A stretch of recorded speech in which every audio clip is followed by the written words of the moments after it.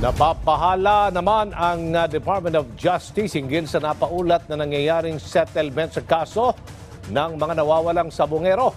Ito ay matapos iatras ang case number 1 hinggil dito na matinding ikinadismaya ng kaanak ng ilan pang mga biktima. Ang sentro ng balita mula kay Luisa Erispe. Higit isang taon na mula nang lumutang ang kaso ng missing sabongero sa bansa.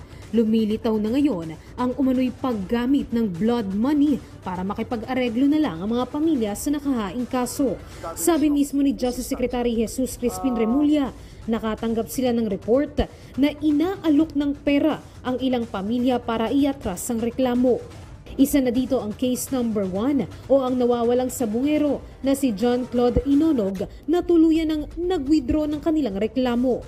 And one of the family members was here earlier, non-committal, but to tell us that they had settled already.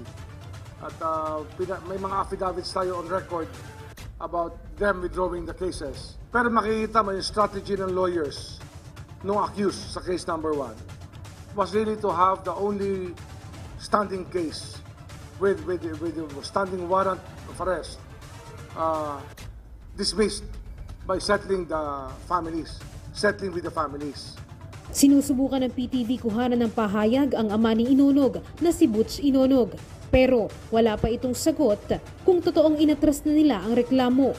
Pero sabi ng DOJ, hindi pa naman tuluyang binabasura ng panel ang kaso ni Inonog. Pero pinahina nito ang kaso laban sa mga respondents at apektado rin ang nakabinbing reklamo ng iba pang mga pamilya.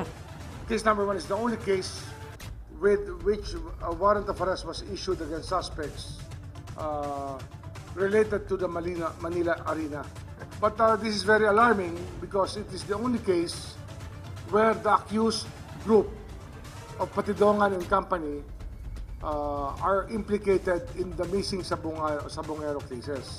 Dismayado namang humarap sa DOJ ang ibang mga pamilya ng mga nawawalang sabongero dahil sa umunoy pag-atras ng case number 1. Para sa kanila, matagal na nilang inaasam ang hustisya kaya masakit sa kanila ang umunoy atrasadong desisyon ng naturang pamilya. Malaking tanong sa amin yung kung bakit Kasi from the start, sila yung nagsimula nung laban Sa kanila lang kami humugot talaga ng lakas doon kasi sa kanila talagang malakas ang ebidensya. Sa amin kasi talagang parang wala Kaya hindi namin malaman talaga kung bakit, kung ano dahilan. Yung case na po na yun po yung pinaka-inaasahan namin. Kasi yung isa rin po doon na may warrant, isa rin po sa kinakasuhan namin. Ngayon po, umpisa pa lang po naman, nag-usap-usap na kami na sabi nila ilalaban namin ng gandudo. Sa ngayon, nangako ang DOJ, hindi nila bibitawan ang iba pang reklamo na inihain ng mga pamilya ng mga nawawalang sabongero.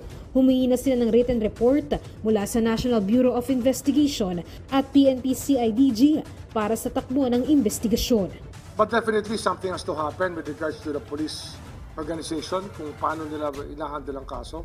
Kasi pag hindi tayo satisfied, maghahanap tayo ibang paraan para naman gumalaw pa rin yung kaso. Luisa Erispe, para sa Bayan.